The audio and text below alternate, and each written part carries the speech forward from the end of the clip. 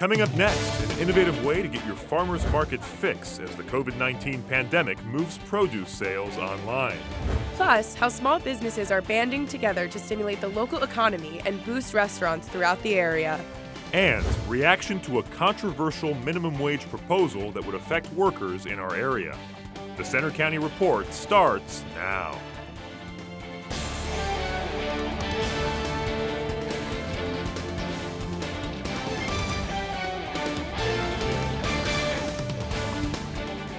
Good afternoon. I'm Olivia Lawrence. And I'm Sebastian Kraft. Thanks for joining us for the Center County Report.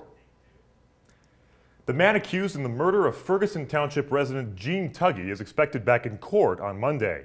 Christopher Kowalski is in the Center County Correctional Facility after his extradition from South Carolina, where police arrested him. They say he confessed to shooting Tuggy in 2016. A judge denied Kowalski's bail and a preliminary hearing is scheduled for Monday. Pennsylvania Governor Tom Wolf wants teachers and school staff to get the first dose of the new Johnson & Johnson virus vaccine. State officials expect a first shipment of 94,000 doses in the next few days, with vaccinations at more than 24 sites around Pennsylvania as early as next week. Wolf says the goal is to offer the shot to every public and private school employee, including teachers, bus drivers, administrators, and others.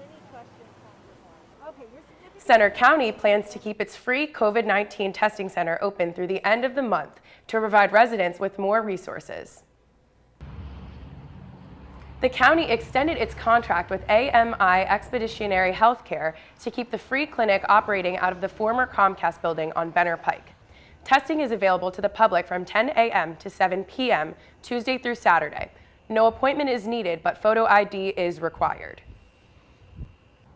Pennsylvania has one of the lowest minimum wages in the country, and with U.S. House Democrats pushing for an increase, reporter Andy Kuros finds out how people in our area feel about the issue. When the COVID-19 relief package passed through the U.S. House last week, House Democrats pushed to include a federal $15 minimum wage provision. The Senate rules won't allow the provision in their version of the bill, so the White House is considering negotiating the matter with Republicans.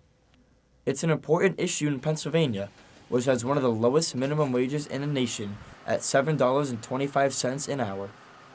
Greg Stewart, Center County's Democratic Committee Chair, says a higher wage would help many in our area. If anything we've learned under COVID, essential workers are underpaid. And we really need to bring up the minimum wage. Pennsylvania also has one of the lowest restaurant tipping wages in the country as well, at $2.83. Many servers say that, combined with COVID capacity limits, it is hitting them hard. Yeah, I definitely think that they need to come up with some sort of raise for servers. Some of us really aren't making any money at all. But another local server has a different view on the issue. I feel like that responsibility doesn't fall on the state as much as it does on the employers to pay their own employees more for the work they do, if they value their employees. Many small business owners believe that higher wages would lead to higher costs, and that could lead to potential layoffs. A member of Penn State's College Republicans agrees. I know that based on studies from the Congressional Budget Office, we've seen the potential to kill 3.5 million jobs in this country, and that would mostly impact communities like State College, like Center County, medium-sized to small towns. It would be devastating. The wage issue is expected to be a hot topic locally and in Washington for months to come. I'm Andy Kuros for the Center County Report.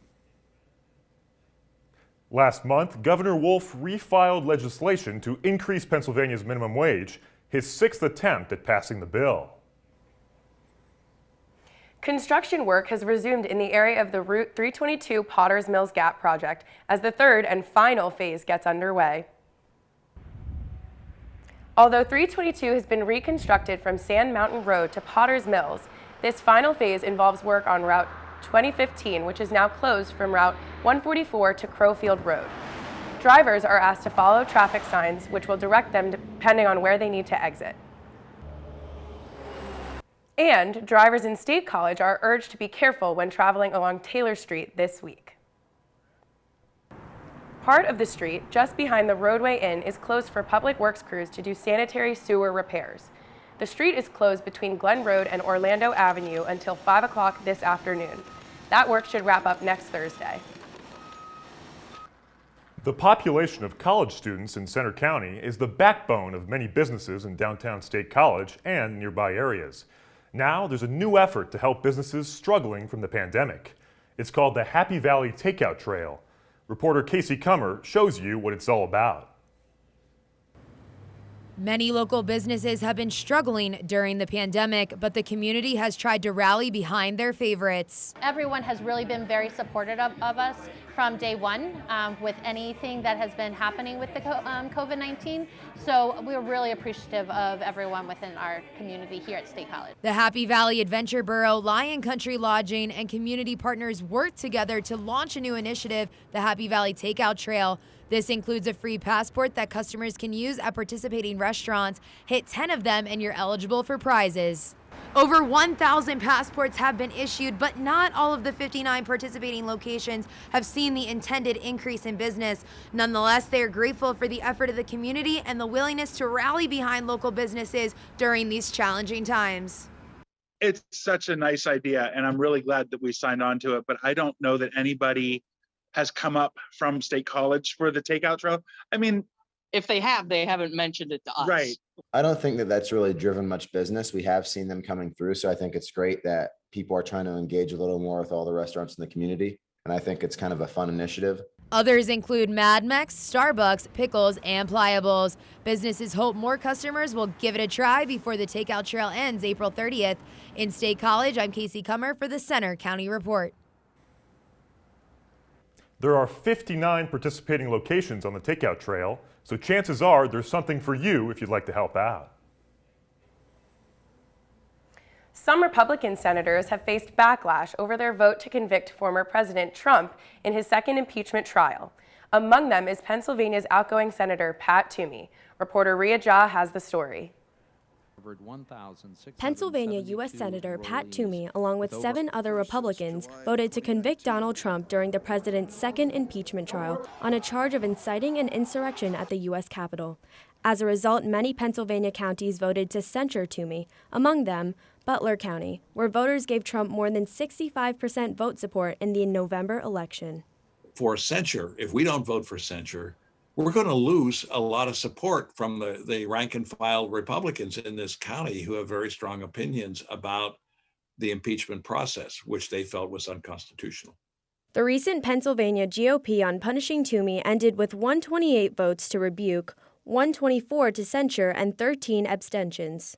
Either way, it has little impact on Toomey since he's not running again next year. I will not be running for re-election in 2022. Greg Stewart, chairman of the Centre County Democratic Committee, sees the censure fight as another problem with many Republicans who promoted allegations about a fraudulent election. Boy, on one hand, they'd say they were appalled by the violence, but yet they spread the big lie that created the violence. And then when Senator Toomey decides to vote to basically provide justice and condemn the violence that was incited by Donald Trump, they censure him. Others who voted to convict Trump faced similar consequences and were censured by their own state parties, including Representative Liz Cheney, Senator Bill Cassidy, and Senator Richard Burr. I reached out to the senator for a comment on the topic, but so far he has not reacted to this rebuke publicly. For the Centre County Report, I'm Rhea Jha. Pat Toomey has served as senator for the past 10 years. The cold weather is back. How long will it last? We have the 7-day forecast coming up. Plus, police are searching for a suspect who fled a traffic stop. Also coming up, how the local farmers markets and their vendors are surviving the pandemic. Stay with us.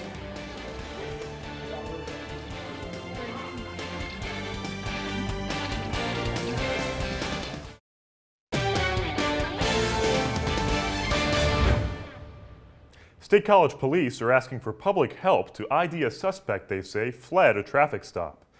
Police say the man in this photo is a person of interest in the case. Cops tried to pull over a BMW February 22nd on East College Avenue, but they say after stopping, the driver took off. If you have any information that can help, contact State College Police. Farmers markets and their vendors are popular in many areas, including here in Centre County. But the pandemic forced them to come up with creative ways to sell their products and interact with customers. Reporter Shelby Lincoln has more on how farmers markets have survived this past year. The pandemic has forced many local businesses to come up with creative ways to stay afloat. For Centre County's farmers markets, questions arose among farmers and vendors on how to sell their products safely amid COVID restrictions. Sabina Carey, director of Centre Markets, created an online database for vendors to sell and the community to buy local goods. We wanted to make sure that we would be able to provide the food that our farmers grow and raise, that we would be able to get it safely to our local community.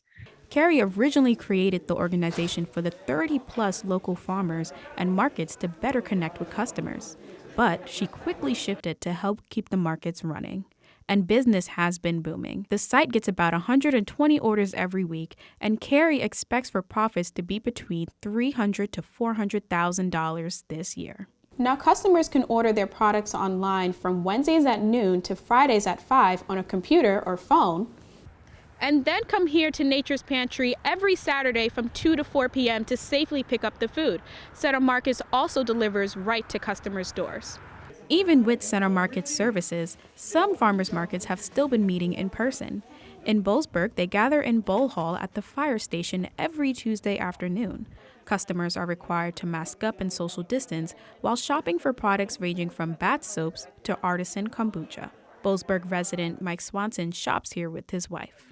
We love it. We love getting to connect with the people who grow the food, who raise the animals, who are picking it, producing it, all of that kind of stuff. This spring, farmers markets in State College, Bellefonte, and Pine Grove Mills plan to return outdoors, and Centre Markets will continue to provide their online services through the summer. In State College, I'm Shelby Lincoln for the Centre County Report.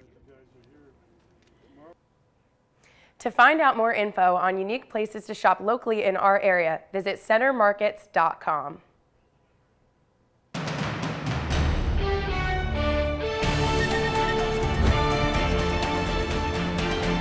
Good afternoon. I'm student meteorologist Hannah Evans here with your weather forecast for Centre County.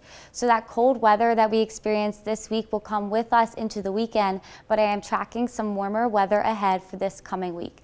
So the story for today and this weekend, as we look across Pennsylvania, not much clouds in Centre County, but don't let that sunshine fool you because it is going to be quite cold and quite windy for this weekend, with highs only being in the lower 30s this weekend. But as we move into Monday, those clouds will increase, but those temperatures will start to rise. For Monday, we have a high of 48, but then as we go into Tuesday and Wednesday, this is where your spring-like weather will occur. We have beautiful sunshine for Tuesday and Wednesday, highs in the upper 50s and lower 60s. But that will change going into Thursday and Friday. I am tracking a band of precipitation, but those temperatures will remain in the lower 60s. Now, here's Jake with sports. Thanks, Hannah. Definitely looking forward to some warmer weather next week. It's been a historic season for Penn State women's hockey, but the team is not satisfied yet. That's next in sports. Also coming up, Penn State wrestling is getting set to hit the mat for this weekend's Big Ten tournament. We have more on how they're embracing a new role after the break.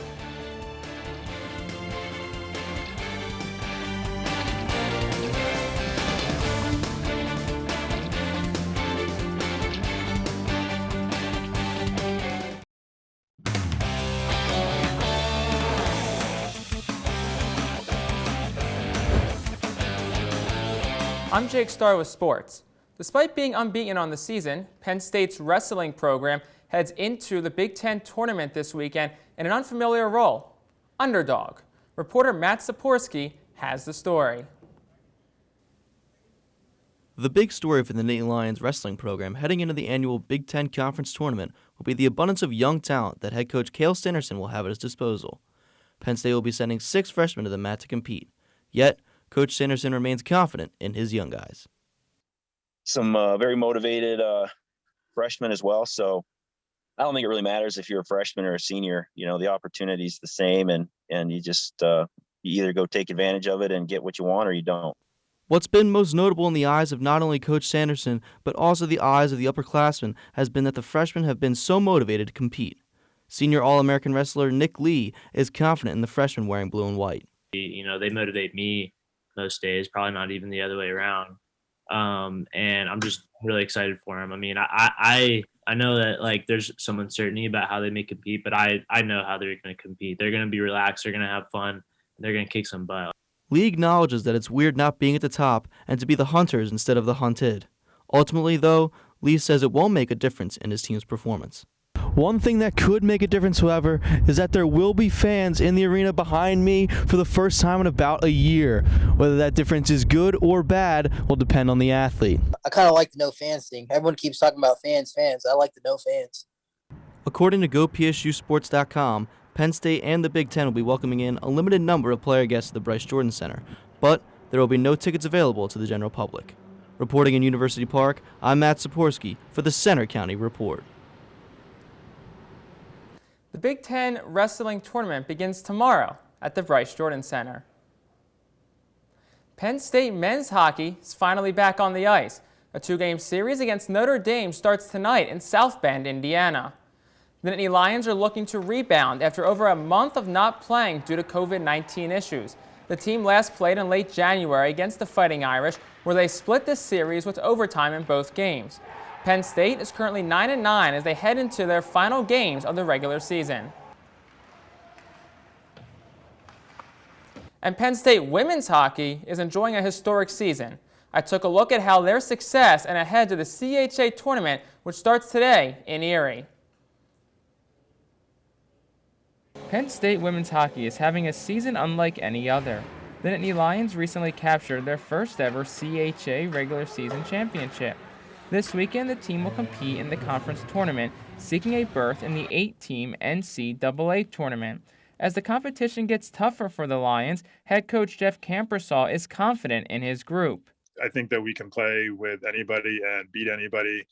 We have depth up front. We have scoring up front. Despite all the success this year's team has earned, it still is not guaranteed a spot in the NCAA tournament. Even though Penn State is ranked 7th in the nation and won the regular season conference championship, the Nittany Lions still likely need to win this weekend's conference tournament to make the NCAA tournament. A group mixed with talented freshmen and experienced seniors will look to continue its success during this weekend's tournament in Erie. One of those freshmen is Kiara Zanin, who's one of the best players in the country. Zanin says Penn State must stay grounded amid all its success. We've obviously had a lot of success this year as a team, and that's all great. We've really reached some big milestones, but I think right now I'm trying to stay focused on the present. While Penn State has taken college hockey by storm this season, a lot of work remains in front of the Nittany Lions if they want to accomplish all their goals. Penn State hits the ice at 2 o'clock this afternoon in the CHA semifinals. To soccer now. The Penn State women won last night at home. The Nittany Lions beat Indiana 2-1 at Holuba Hall. After a scoreless first half, the Hoosiers opened the scoring early in the second half, but the Lions responded quickly with 2 goals and 8 minutes to secure the win. Penn State will be back in action Sunday at home against Michigan State. Penn State men's basketball plays its final game of the regular season Sunday at Maryland. The Nittany Lions will then head into the Big Ten tournament next week. Penn State is coming off a dominant win on Wednesday night against the slumping Minnesota Golden Gophers, winning 84-65. Interim head coach Jim Ferry started all 5 seniors on the roster for senior night, but it was junior Miles Dredd who led the way, hitting 4 threes and scoring 17 points off the bench. Women's volleyball is back on the court after an ugly 3-0 loss to Ohio State. The Nittany Lions looked out of sorts throughout the match on Wednesday. Johnny Parker and Caitlin Hoare, 2 of the top scorers, both failed to record double-digit kills. Penn State will look to rebound tonight as it starts a weekend series with Purdue. First service at 7 o'clock, and you can listen to the game on Penn State Com Radio. That's all for sports. Now back to you at the anchor desk. Thanks, Jake. For a bounce-back effort from them. Coming up next, the Nittany Mall is hoping to gain some traction in the coming months with the opening of a new department store. Find out what's coming to the mall.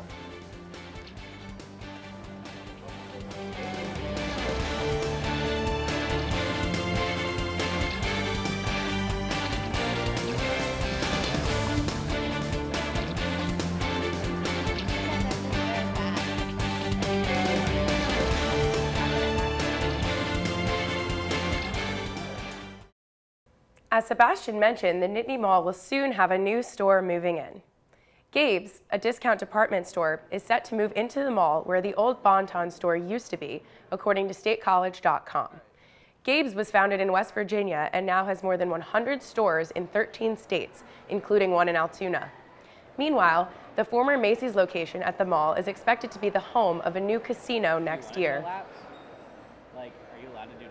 That's right, Olivia. The new casino is set to bring more business to the State College area. And that's all for today's newscast. You can find more of our stories on our website, centercountyreport.com. And you can follow us anytime for breaking news on our Twitter feed. That's at CenterCountyREP or on our Facebook page. We also have a CCR Instagram. Join us for our next newscast next Friday, March 12th.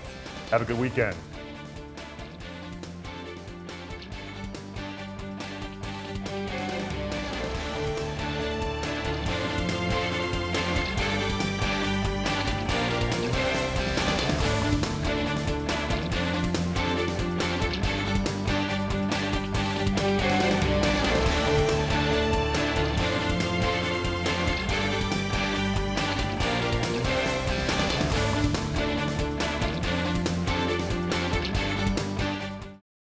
We hope you enjoyed watching the video. Be sure to subscribe to our YouTube channel if you did. For the rest of our newscasts and featured stories, click here. And for sports, click here. Have a great day, and thanks for watching.